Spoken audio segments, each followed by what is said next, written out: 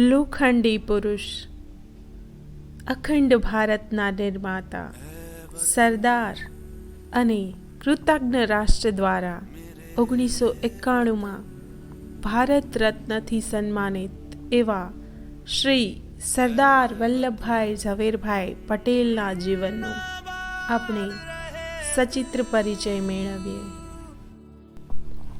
સરદાર વલ્લભભાઈ ઝવેરભાઈ પટેલ, એમનો જન્મ 31 ઓક્ટોબર 1875ના રોજ નડિયાદ ખાતે થયો હતો.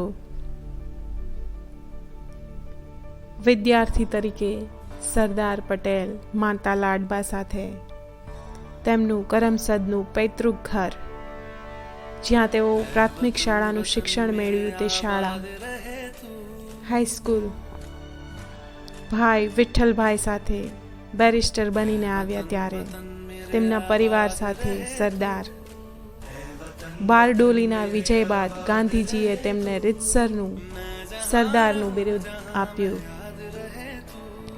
કનૈયાલાલ મુનશી સાથે જવાહરલાલ નહેરુને લખેલ પત્ર, ગાંધીજી સાથે બોરસદની મુલાકાતે, સ્વતંત્રતા બાદ નહેરુની શપથવિધિ દરમિયાન ગૃહપ્રધાન તરીકે શપથ લઈ રહેલા સરદાર, નાયબ વડાપ્રધાન તરીકે શપથ લઈ રહેલા સરદાર, બંધારણ પર હસ્તાક્ષર કરી રહેલા સરદાર, જીવંત ચર્ચામાં ગાંધીજી સાથે, નહેરુ સાથે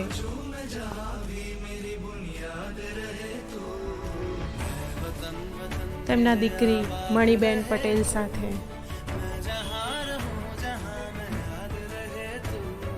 જામ સાહેબ સાથે, લોર્ડ માઉન્ટ બેટન સાથે સરદાર, જયપુરના રાજા સાથે, ઠક્કર બાપા સાથે સરદાર પટેલની તસવીર, દેશને એક તાંતણે બાંધવા માટેના સરદારના પ્રવાસો, એમની સાથે એમના દીકરી મણિબેન પણ દેશને સમર્પિત હતા. કટકમાં જયપુરના મહારાજા સાથે સરદાર પટેલ, બારડોલીનું તેમનું ઘર, કેટલીક અન્ય તસવીરો ગાંધીજી સાથે. અને હવે તસવીર જોઈ રહ્યા છો મહારાજા કૃષ્ણકુમારસિંહજી સાથે, કે જેમણે દેશને પોતાનું રજવાડું 1800 પાદર એક તુલસી પત્ર ઉપર આપી દીધા એવા આપણા કૃષ્ણકુમારસિંહજી. અંતિમ પ્રયાણ 15 ડિસેમ્બર 1950ના રોજ હૃદય રોગના હુમલાથી તેમનું મૃત્યુ થયું, પણ તેઓ આપણા હૃદયમાં હજુ સુધી જીવંત છે. એમના વિશે અનેક પુસ્તકો લખાયા.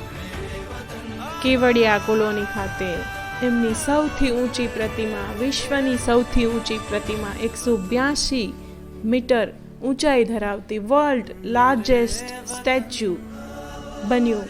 સોમનાથના મંદિરનું પુનર્નિર્માણ, હિન્દુ ધર્મની આસ્થાનું કેન્દ્ર સોમનાથ મંદિરનું પુનર્નિર્માણ સરદારશ્રીએ કરાવ્યું. એમના નામે સ્ટેડિયમ, એમના નામે આંતરરાષ્ટ્રીય હવાઈ મથક બન્યું.